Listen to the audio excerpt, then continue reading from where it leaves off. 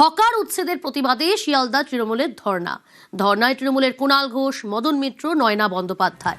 কিন্তু সেই ধর্না সরিয়ে দেয় পুলিশ, তিনজনকেই সরিয়ে দেয় পুলিশ। শেষমেশ শতরঞ্চি পেতে কিছুক্ষণের জন্য অবস্থান।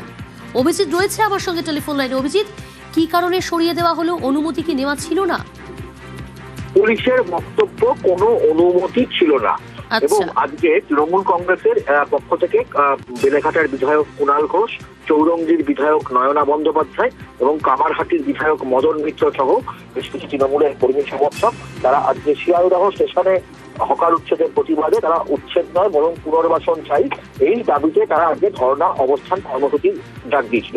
এবং শিয়ালদহ প্রাচী সিনেমা হলের সামনে, অর্থাৎ এনআরএস হাসপাতালের বিপরীতে, সেখানে তারা রাস্তার উপরে বসতে যায়। সেই সময় উপস্থিত পুলিশ কর্মীরা তাদের বাধা দেয় যে সেখানে কোনো অনুমতি না থাকায় এবং সেখানে তীব্র যানজট সৃষ্টি হয়ে যাচ্ছে, এই কারণেই পুলিশ তাদেরকে বাধা দেয়।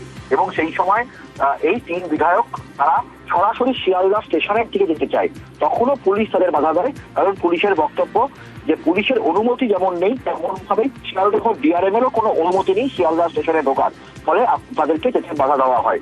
এবং এরপরেই কুণাল ঘোষ, মদন মিত্র তারা রাস্তার একটা পাশে শতরঞ্চি পেতে বসেন এবং কুণাল ঘোষ জানান যে এরপরে তারা ডিআরএম শিয়ালদহ এবং পুলিশের অনুমতি নিয়েই তারা ধর্নায় বসবে।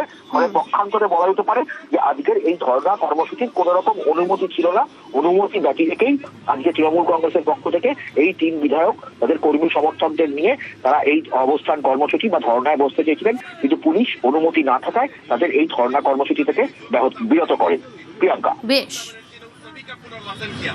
जिस समय कालीघाट स्काई वॉक बना तो उस स्काई वॉक को बनाने के लिए भी हॉकर, ये पार्टी जो अपने आप को बोलती है कि गरीबों की पार्टी। আমরা তো বলেছিলাম পুনর্বাসন ছাড়া হকার উচ্ছেদ মানি না, আগে পুনর্বাসন দিতে হবে তারপর উচ্ছেদ। তো ওনারা সেটা করছেন না, ওনারা সেটা গাজোয়ারি করছেন। ওনারা হকার উচ্ছেদ করছেন, পুনর্বাসন না দিয়ে গরিবের পেটে হাত দিচ্ছেন। তো আজ আমাদের এখানে শিয়ালদায় ডিআরএম চিঠির উত্তর দিলেন না, স্টেশনে প্রোগ্রাম করা গেল না।